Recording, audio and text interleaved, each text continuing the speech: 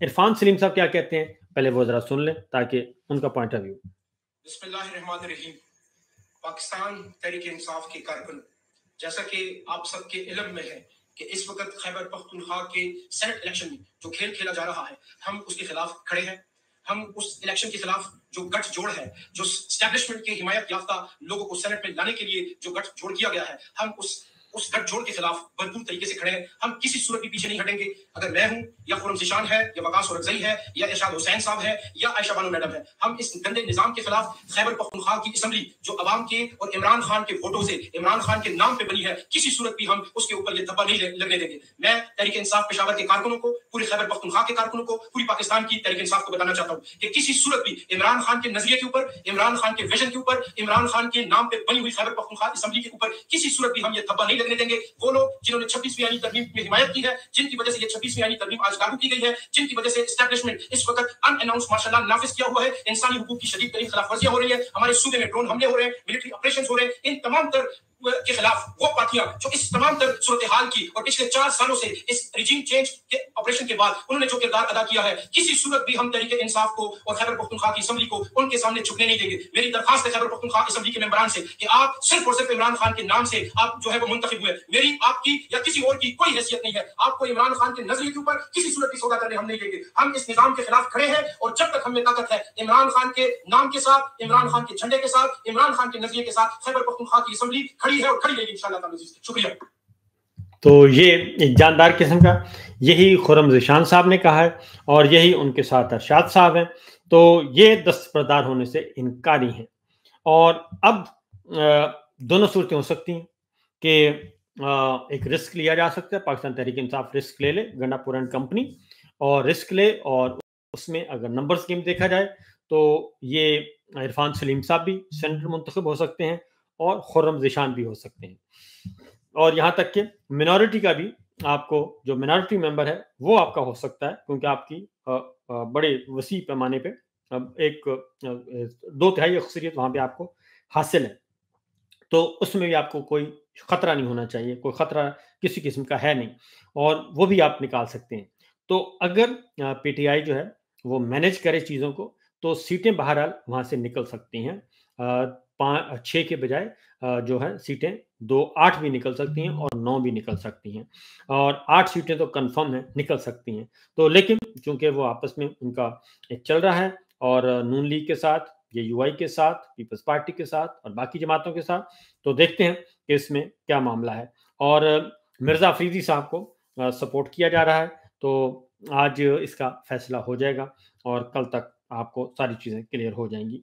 अब चलते हैं ज़रा जी अगली खबर की तरफ, और वो खबर है ख़ास तौर पे मुल्क भर में धरनों का ऐलान और गिरफ्तारी। पहले जी गंडापुर की गिरफ्तारी की तरफ चलते हैं, क्योंकि गंडापुर को गिरफ्तारी का ऑर्डर किया गया है, और ये मुकदमा है इस्लामाबाद में चल रहा है, पुराना मुकदमा है, और उसमें वो अपीयर नहीं हो रहे, और जिसकी वजह से अपीयर ना होने की वजह से आज अदालत ने उनके दोबारा वारंट गिरफ्तारी जारी किए हैं, और सिविल जज साहब ने, और उन्होंने कहा है कि हर सूरत में आप आएँ और आके अदालत में आएँ, और उनको गिरफ्तार करके पेश करने का हुक्म दिया गया है।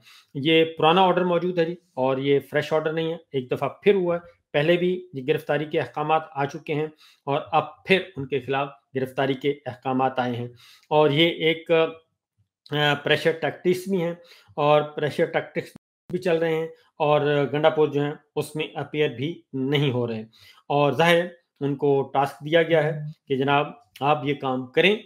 और पाकिस्तान गंडापुर का एक आपको बता दूं कि गंडापुर जो है वो चूँकि सीएम है, वज़ीर आला हैं, और वज़ीर आला होने की वजह से उनका एस्टेब्लिशमेंट के साथ भी राब्ता है और सबके साथ राब्ता है, और उनको बीच-बीच में चलना पड़ता है। उनको वहाँ की कोर कमांडर से भी, फ़ौजी क़यादत से भी राब्ते रखने हैं, उनके साथ भी वर्किंग रिलेशनशिप कायम करना है, और उसके बाद फिर बाकी जो मामलात हैं मरकज़ के साथ भी, मरकज़ी गवर्नमेंट के साथ भी, फिर जीएचक्यू के साथ भी, आर्मी चीफ के साथ भी, सबके साथ उनको एक वर्किंग रिलेशनशिप कायम करना है। तो उसकी वजह से वो मिड विकेट पे खेलते हैं और ये उनके ओहदे की भी मजबूरी है। आप नीयत पे शक ना भी करें तो उनके ओहदे की भी मजबूरी है। लेकिन इस वक्त चूंकि सेनेट का इलेक्शन और फिर उनका 2-3 दफ़ा आना जाना जो है उसकी वजह से भी है। लेकिन इमरान खान साहब ने लास्ट जो है उनका मैसेज आया, इमरान खान साहब उनके साथ हैं और लाहौर वाले इवेंट को उन्होंने सपोर्ट किया और हलीमा खान साहिबा ने ये बताया। ये केस है जी शराब और असला बरामदगी केस, उसमें अली अमीन गंडापुर के वारंट गिरफ्तारी जारी किए गए हैं और उन्होंने कहा है कि इसको पेश किया जाए। आगे अगली खबर की तरफ बढ़ते हैं जी। और ख़ास तौर पे चूँकि इसमें अगली जो है वो है धरने का जी। एक तरफ आपको बता दूँ कि हर तरफ अच्छा नहीं है और अवाम जो है वो बहुत ज़्यादा परेशानी का शिकार है और ख़ास तौर पे पंजाब में एक और बात थी, पंजाब में 110 हलाकतें हो चुकी हैं और सैलाब की वजह से पंजाब में 110 हलाकतें रिपोर्ट हो चुकी हैं। लेकिन पंजाब सरकार जो है वो बिल्कुल आंखें बंद करके और टिकटॉकर सरकार कहीं नज़र नहीं आ रही और ये बारिशें जो हुई हैं और सैलाब जो आया है, ये उसकी वजह से और ये सिर्फ़ और सिर्फ़ पंजाब में है और 110 हलाकतें और कोई पुरसाने हाल नहीं है और ना ही हमें कहीं कोई चीज़ नज़र आई, जिसकी वजह से अवाम जो हैं वो पूछते हैं कि जनाब आखिर हम कहाँ जाएँ? और चूँकि ये आपको मालूम है कि अखबारात के ज़रिए, आपको इश्तिहारात के ज़रिए आपको हर चीज़ बहुत अच्छी मिलेगी कि बहुत ज़बरदस्त जा रहा है जनाब, कमाल की एक्टिविटी जा रही हैं और किसी किस्म की कोई वहाँ पे पंजाब में अखबारात की हद तक, इश्तिहारात की हद तक और टिकटॉकर की हद तक आपको हर चीज़ वहाँ पे ऐसी नज़र आएगी कि जी वहाँ पे दूध और शहद की नहरें बह रही हैं। लेकिन हकीकत ये है कि वहाँ पे दूध और शहद की नहरें नहीं, बल्कि किसी एक सैलाब का ये पानियों का बारिश का एक रैला आया है और उस एक रैले ने ही जो है वो सत्यानाश कर दिया है और इसमें 103 एग्ज़ैक्ट तादाद जो है जी वो 103 है और मुल्क भर में इसकी तादाद जो है वो तकरीबन 180 के करीब है मुल्क भर में और ये सरकारी डाटा है, ये एनडीएमए का डाटा है, ये किसी और का डाटा नहीं है कि जो आप ये कहें कि ये आदाद-ओ-शुमार किसी प्राइवेट नहीं है, ऑफ़िशियल जो है जी पंजाब में सबसे ज़्यादा 103 और बाकी मुल्क भर में जो है वो 75 जो है बाकी मुल्क में हुए हैं और 103 पंजाब में हुए हैं और इसको किसी ने नहीं सँभाला। ये NDMA national disaster management authority का ये डाटा है जी। उसके बाद आते हैं महँगाई, बेरोज़गारी, गुर्बत उरूज पर है। बिजली के बिल हों, पेट्रोल, डीज़ल, सब्जियाँ, दालें, अंडे, दूध हर चीज़ जो है वो तीसरा हफ्ता है। महँगाई जो है वो तीसरे हफ्ते भी यानी कि नया जो माली साल शुरू हुआ है 1 जुलाई से तीसरा हफ्ता हो गया है और इदारा शुमारियात फेडरल गवर्नमेंट का इदारा है, मेरा और आपका नहीं है। फेडरल गवर्नमेंट का इदारा है, प्राइवेट इदारा नहीं है। वो बता रहा है कि मुसलसल 3 हफ्ते से महँगाई जो है वो ऊपर जा रही है और महँगाई भी जा रही है, बेरोज़गारी भी बढ़ रही है और गुर्बत भी बढ़ रही है उसी तनासब से। लिहाजा इस तरफ वो उन्होंने अलार्मिंग सिचुएशन खड़ी कर दी है कि जनाब ये सूरत-ए-हाल हो रही है। दूसरी जानिब जो लेटेस्ट खबर आई है जी वो है कि पाकिस्तान तहरीक-ए-इंसाफ ने अभी जो लेटेस्ट है पीटीआई के उन बागी अराकीन को खबरदार किया है कि अगर उन्होंने कागज़ात नामज़दगी अपने वापस ना लिए सेनेट के इलेक्शन से तो फिर उनके खिलाफ पार्टी कार्रवाई करेगी और उनको सज़ा देगी।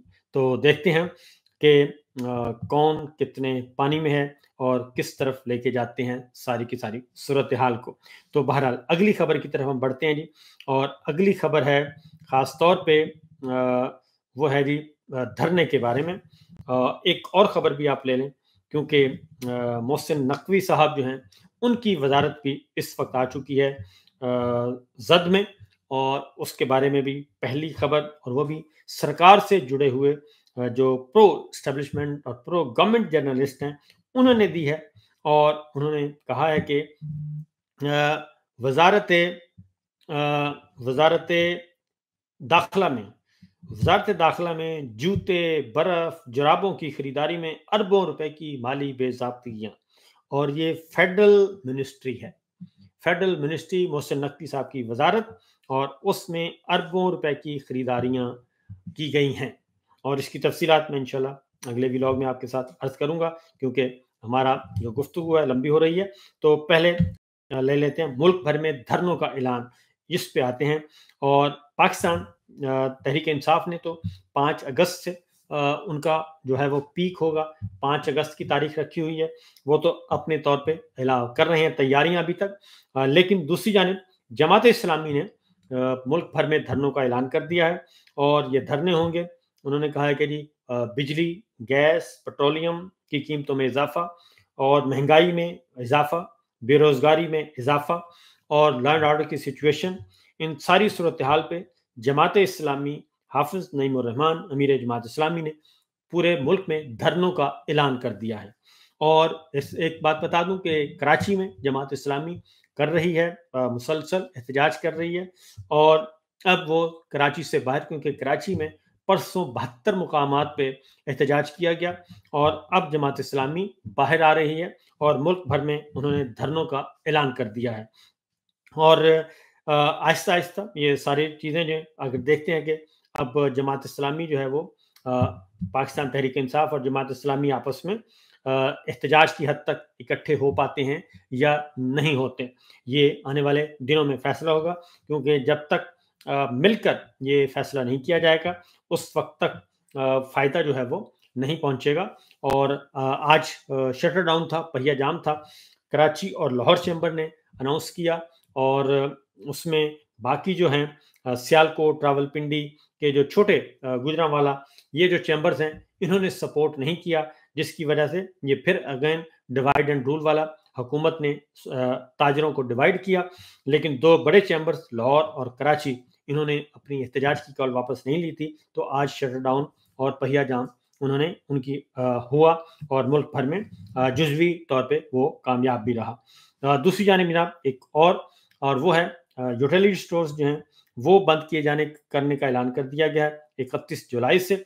और उसमें तकरीबन 3,500 यूटिलिटी स्टोर्स बंद किए जा रहे हैं, और जिसके नतीजे में 12,000 से ज़ायद जो हैं मुलाजमीन वो बेरोज़गार हो जाएंगे। और उसको भी वो भी आहिस्ता आहिस्ता जो है वो भी आगे मामला जो है मामला बढ़ रहा है, और उस पे भी एहतजाज होना है। क्योंकि यूटिलिटी स्टोर्स एक तरफ तो यूटिलिटी स्टोर्स में सब्सिडी दे के कम जो तनख्वाह वाले हैं, कम आमदनी वाले लोग, उसको उनको थोड़ा बहुत रिलीफ मिल जाता था। लेकिन दूसरी जानिब अब न सिर्फ वो बंद किए जा रहे हैं, बल्कि उसके साथ साथ उनके जो 12,000 मुलाजमीन हैं वो जॉबलेस हो जाएंगे, और उनको कहाँ खपाया जाएगा इसके बारे में अभी कुछ पता नहीं है। तो